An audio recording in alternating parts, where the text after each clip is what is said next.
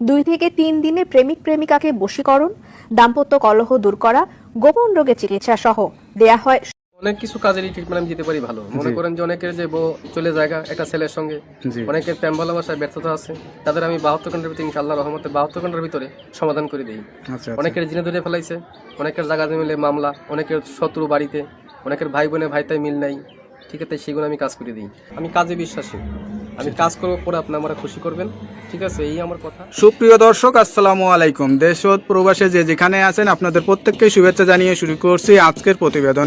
আজ আমরা কথা বলবো কবিরাজ ময়নুল ইসলাম সাহেবের সাথে, জানবো তার কি বিষয়ে কবিরাজি ট্রিটমেন্ট দিয়ে থাকেন এবং কি অবস্থায় চলছে তার কবিরাজি। চলুন কথা বলি তার সাথে। আসসালামু আলাইকুম ভাই। ওয়ালাইকুম আসসালাম। কেমন আছেন আপনি? হ্যাঁ, ভালো আছি ইনশাআল্লাহ, আপনাদের দোয়ায়। তা কি অবস্থা, কেমন চলতেছে আপনার? ভাই আমি তো মনে করেন অনেক রোগের কাজ করি, বুঝতে পারছেন, বিভিন্ন রোগের মনে করেন কবিরাজি কাজ করি, বাপ দামাল থেকে করি। আমার শিক্ষা জীবন হলো কামরুকামি, কাসামি, পানামে, মেঘালয়, অরুণাচল, মিজোরাম থেকে আমি শিক্ষা করে আইছি আন্দামান দ্বীপপুঞ্জে, ভারতবর্ষের।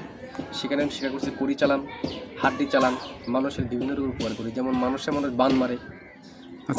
এই যে আপনার রাতে যে দেখা যাচ্ছে কড়ি হাড্ডি, এটি আসলে এইগুলোর মাধ্যমে চালান দিয়ে ট্রিটমেন্ট দিয়ে থাকেন নাকি? আসলে আমার শিক্ষা জীবনে পাইছি, ঠিক আছে। এরা হলো রাহুর হার।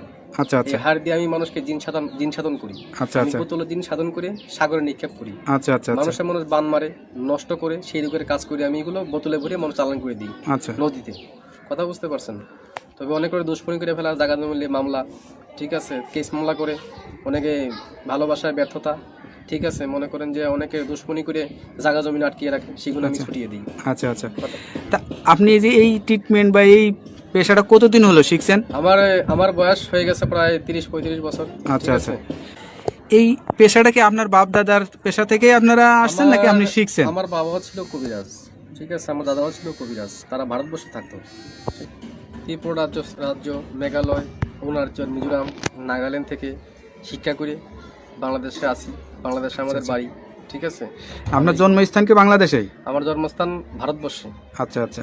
আমার জন্মস্থান অরুণাচল, এটাকে বলা হয় মিজোরাম। আমার বাপ দাদা এখানে শিক্ষা করার জন্য গেছিল। আচ্ছা আচ্ছা, ঠিক আছে। আমার মা, তারা এখানে ছোটবেলায় বাপ দাদার সাথে ঘুরতেন আপনি? হ্যাঁ। আমাদের বাড়িও ছিল কলকাতাতে, ঠিক আছে। সেখান থেকে বাড়ি নিয়ে থাকতো, বাড়ি করে তারপরে বাংলাদেশে মনে করেন আমাদের পুরনো বাড়ি, সেখানে আমরা চলে আসছি।